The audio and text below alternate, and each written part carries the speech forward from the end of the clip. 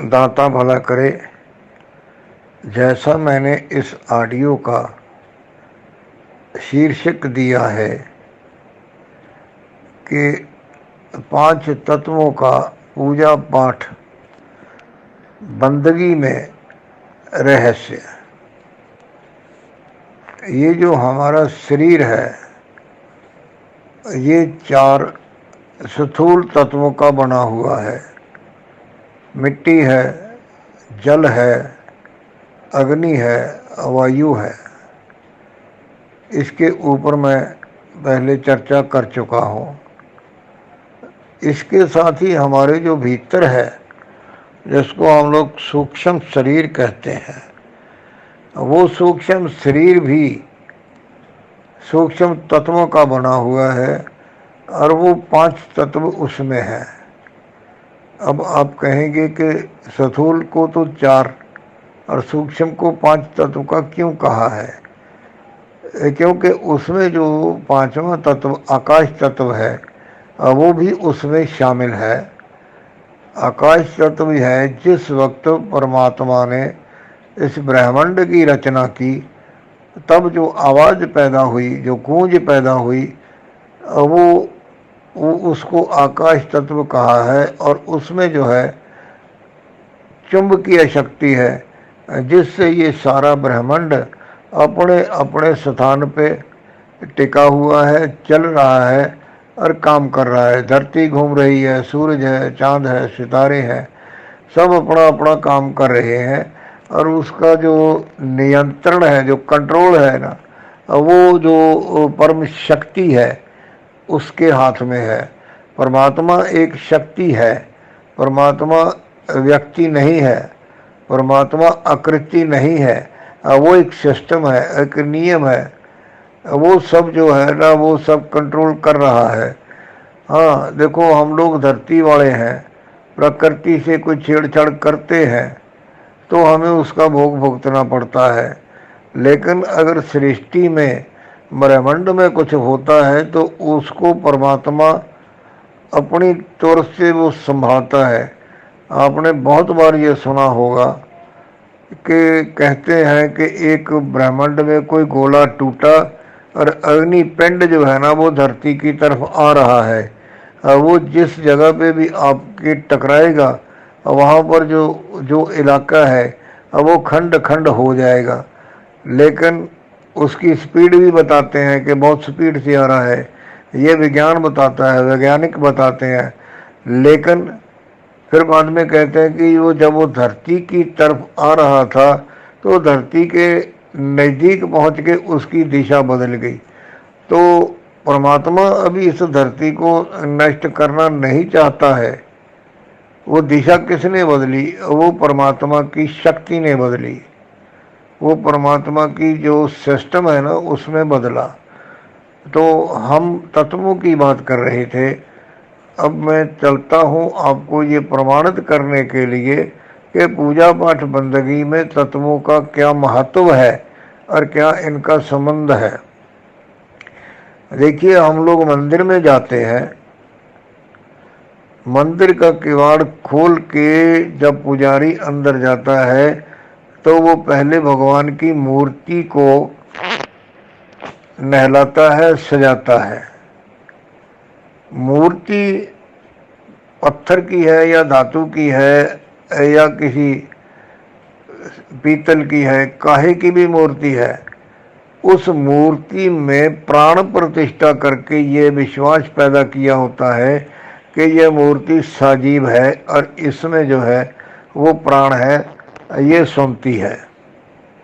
उसके बाद वो पुजारी वहाँ पे जो है ना वो दीपक जलाता है, ज्योत जलाता है। उसके बाद वो आरती करता है। तो आरती में सबसे पहले जो है वो घंटी बजाई जाती है। आरती शुरू करने से पहले मंदिर में जो घंटा लटकता है ना वो बजाया जाता है। फिर आरती में जो थाली होती है उसमें ज्योत जगाई जाती है और एक हाथ से वो पंडित जी जो है ना वो घंटी बजाते हैं। घंटी जो है वो माटी का तत्व है, जो ज्योति है वो अग्नि का तत्व है, यानी कि परमात्मा का प्रतीक माना गया है ज्योति को। और उसके बाद जब आरती हो जाती है उसकी समाप्ति पर जो है वो शंख बजाया जाता है, यानी ये हवा का तत्व है। उसके बाद वहाँ पर जो जल रखा होता है वो चम्मच से सबको थोड़ा थोड़ा देते हैं, यानी उसको चरणामत कहते हैं। यानी ये चारों तत्व जो है वो उस वक्त आरती में शामिल होते हैं, जिनसे ये हमारा स्थूल शरीर बना और जिससे ही हमारा ये जो है सूक्ष्म शरीर बना। और वो जो आरती है, जो घंटी की ध्वनि है, जो शंख की ध्वनि है, वो जो आकाश तत्व है उसमें तरंग पैदा करती है। विज्ञान कहता है, पंडित लोग कहते हैं, विज्ञान मानता है कि जहाँ तक शंख की ध्वनि जाती है वहाँ तक जो वायु है अब वो शुद्ध हो जाती है, यानी उसमें ऑक्सीजन लेवल बढ़ जाता है। ये क्या टेक्निक है, ये क्या बात है, ये मैं नहीं जानता, लेकिन ऐसा सुनने में आया है। अब देखिए, गिरजाघर में बाहर घंटा लगा होता है, जब समय आता है तो पहले घंटा बजाया जाता है, फिर अंदर जाते हैं तो वहाँ पर जो है ना वो मोमबत्ती जलाई जाती है। वो अपनी प्रार्थना करते हैं, प्रे करते हैं, और उसके बाद एक जो गुलाब जलनी होती है, जिसमें वो लोग बारातों में जो होता है ना, वो लड़के का बहनोई होता है या फूफा जी होते हैं, तो वो गुलाब जल छिड़कते हैं बारातियों के ऊपर। ऐसे ही वैसी ही गुलाबदानी एक होती है, जिससे वहाँ पर सभी लोग जो हाजिर होते हैं उनके ऊपर उस जल को छिड़का जाता है जो वहाँ पे रखा होता है। यानी यहाँ पर भी माटी का तत्व है, अग्नि है और जल है। और ऐसे ही मुस्लिम समाज में जो अजान दी जाती है वो हवा का तत्व है। यानी कि सभी जितने भी धर्म हैं उनमें कहीं ना कहीं पर ये जो हमारे तत्व है ना ये मौजूद है।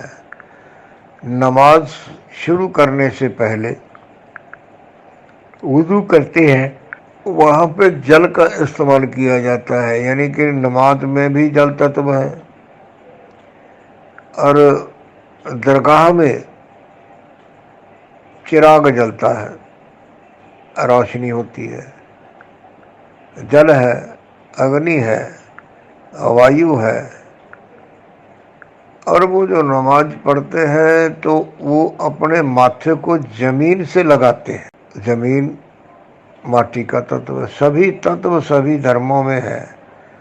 अब हम सिख पंथ में चलते हैं तो वहाँ पर जब अखंड पाठ रखा जाता है, विशेषकर घरों में जब रखते हैं, तो एक तसले में बालू रेता डाल के उसमें जौ बीच में जल का कुंभ रखा जाता है। और वो कुंभ जो है उसको मानते हैं कि ये इसके ऊपर पाठ हो गया, ये अमृत बन गया, और वो बाद में सब परिवार वाले जो है ना उसको पीने में इस्तेमाल करते हैं।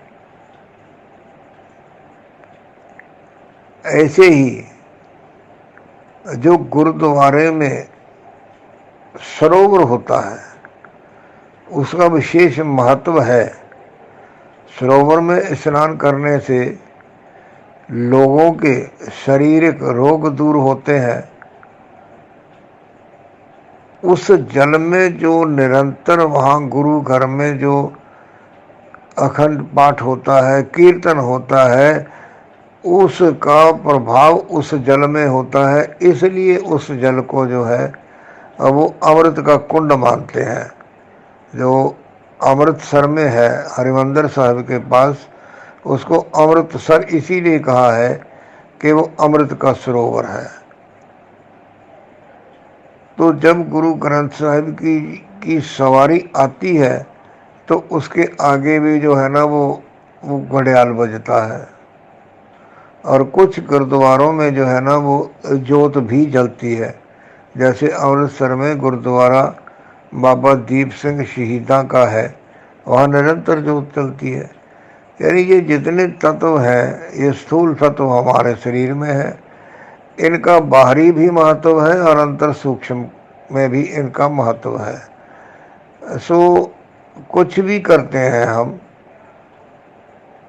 उसकी जो हमारी क्रिया है वो किसी न किसी रूप में परमात्मा के साथ जुड़ी हुई है। हम पाठ करते हैं, जाप करते हैं, आरती पूजा वंदना करते हैं, उसमें जो हम उच्चारण करते हैं, जो हमारा उच्चारण है वो इस जो खाली हवा है उसमें वो तरंग पैदा करती है और वो दूर दूर तक जाती है। और वही जो है आकाश तत्व में जाके लोगों को शांति प्रदान करती है। कहते हैं ना कि सुबह का जो वेला है 3 बजे से सुबह 5 बजे तक का, उसको अमृत वेला कहा गया है कि उस वक्त शांति होती है। उस वक्त शांति इसलिए होती है कि हजारों नहीं, लाखों नहीं, करोड़ों लोग जो हैं उस वक्त परमात्मा के नाम का सिमरण कर रहे होते हैं। और वो जो सिमरण की तरंगे हैं वो हमारे आकाश तत्व में फैलती हैं। और जो उस वक्त कोई कमज़ोर साधक भी है ना तो उसको भी बल मिलता है। तो ये छोटी छोटी बातें हैं, इनका जीवन में बहुत महत्व है।